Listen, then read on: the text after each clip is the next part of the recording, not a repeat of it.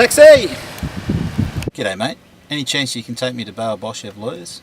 I'm in a bit of trouble, so. Trouble? What type of trouble are you in, buddy? I've just received a letter about something that I need to appear against the ACCC for, something about exclusive dealing. I'm not even sure what exclusive dealing is. Well, I was listening to John Laws and he said, you know John Laws, don't you? Absolute legend. He said exclusive dealing is covered by Section 47 of the Competition and Consumer Act. He said it's all about vertical transactions. Mate, it boils down to when you buy or sell things, whether that be goods or services, and you put conditions on the other party's behaviour. Oh, I see. I'm picking up what you're putting down. It can happen in a few different ways. Well, what types are there then? Well, there are two main types. The first type is when you place conditions on the retailer. These conditions could relate to the resupply or exclusivity of what they can do with your competitors. And the second type is when you refuse to supply someone for a specific reason. Like if they refuse to stop dealing with one of your competitors. Oh, I see. I'm picking up what you're putting down. There's also this third type. It's a little bit more specific. It's called third line forcing. This is where you supply or buy goods or services on the condition that the person you're dealing with buys goods or services from a third party. This type is different to the others because it's illegal no matter what your excuse may be. So those first two sound like what the ACCC said I've done. Are there any excuses for them? Yeah, there is. You won't get into trouble if you can prove that what you've done will not substantially lessen the competition in the market. Did you read about what happened to Universal Music in the Daily? Universal and Warner tried to tell retailers that if they started using music from overseas, they would stop giving them discounts or even try and stop supplying them with the CDs that they make. But the court just said, you don't actually have to lessen the competition. It just has to be your intention to lessen. So it doesn't even have to happen. I'll be in trouble just if I intend to do it. Well, it's not all doom and gloom. Sometimes you can have a win. Did you hear about that Forex case up in Queensland? They were accused of third line forcing. They were getting this transport company called QRX to deliver their beer up to northern Queensland.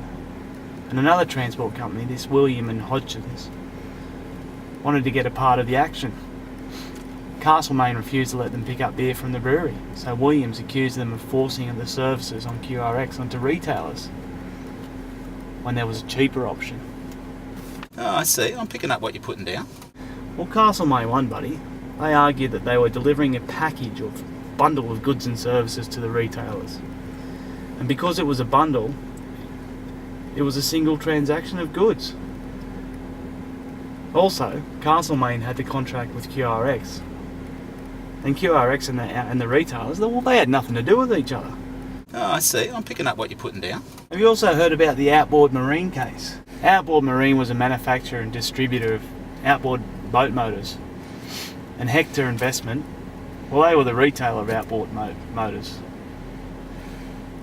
They got into a bit of a barney when Outboard Marine refused to supply them with Evinrude engines. You see, Hector argued that Outboard Marine's refusal was because they started selling Suzuki. Well, the court made it clear, mate, about what should be taken into consideration when you've got to decide about what is substantially lessening the competition. Things you need to look at are barriers, price, the product itself, the effects on the number of retailers, well, also the convenience to consumers, mate. So that's a pretty important feature, they said as well. But most importantly, what the big fellas in the wig said, they said even though the position of an individual retailer has been affected, it is unlikely that such a dramatic effect is so substantially lessening the competition at the market if the market is wide. Oh, I see. I'm picking up what you're putting down. But seriously, should I worry? Well, I hope you do get a good lawyer, buddy, because if it comes to that, you could be up for $500,000 personally, or your company could be up for 10 million, or 10% of your annual turnover, whichever is the biggest. Jesus Christ, I think I'm in trouble then. Alright buddy, here we are. That'll be $400. 300 for the fare and 100 for the legal advice.